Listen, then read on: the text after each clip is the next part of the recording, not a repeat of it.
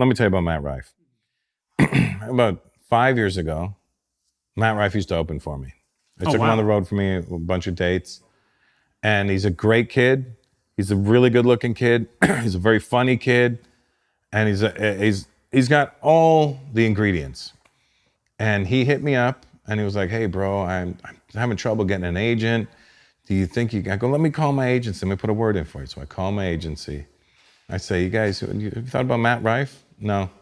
I go, what do you mean? Do you know him? Yeah, we're familiar. I go, the kid's a home run. He's really good looking, really funny. He's young.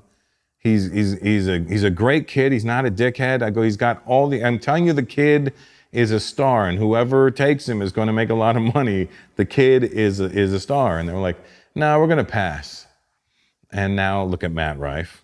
And my agent, every time I see my agent, I go, hey, remember when I offered you Matt Rife? He goes, I know.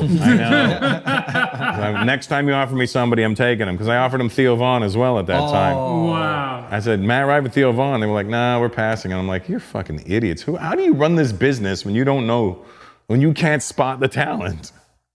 Theo is one of our favorite episodes. We interviewed him when we were here in the US last year. Right. And he's blown up. Thanks to us, obviously. Yeah, of course. No, it's your fault.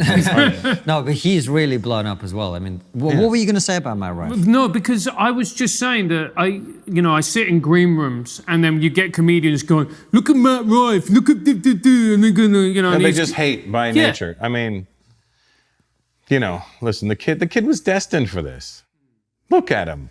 He's got a fucking six-pack, and he looks better than ever. I whenever he'd open for me, he'd come up and go, give it up for Matt Rife. He's my favorite lesbian comic. And that's such a profound point. And I say to these comedians, I go, look, it ain't for you. Yeah. It ain't for you. Yeah. He's got a whole audience. I don't like Taylor Swift, but apparently I'm wrong. I don't see anything about Taylor Swift that is appealing. Looks, music, show, nothing. Nothing about her appeals to me.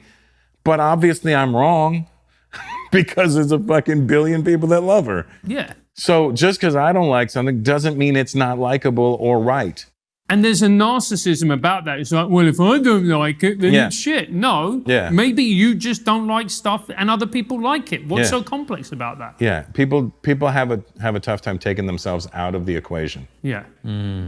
That's a good point. And it's also interesting what you said about the agents not spotting Matt Rife, not spotting Theo. And it does seem to be a thing where there's so many talented people and you just go, how come this person? It's obvious. There's, and then you see people who they just keep forcing in front of you. And you're like, I don't know, nobody, it's just not catching. Because you're like, you're trying to force feed us something we don't want. Right. And I think that's, not to bring it back to me, but I think that's the beauty of my career is that I was never created by the industry. Yes. Mine was all organically grown, and my fan base stays loyal and solid, and I stay loyal and solid to them because I refuse to lose them. I refuse to give them a reason to not be with me.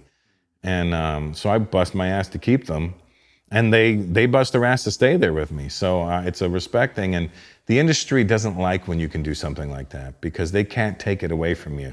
So if you notice, I never really blew up in the industry per se. I never did A-list movies, and I did a couple, but it was like because I knew the director or whatever reason I got in.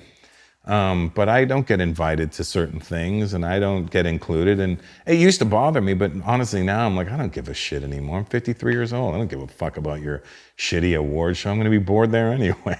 That's such a powerful place to be. Like, that's what I was going to say about the power of the internet now. You don't need gatekeepers. You don't have to care about them. Like, we built this by ourselves. Yeah. And it's such a great place to be because you don't have to do anything anyone's way. You just got to do what you believe in and feed your audience the stuff that they're interested in, and that's it. Yeah, Right? you're doing you. Yeah. And there's only one you, or two in this case.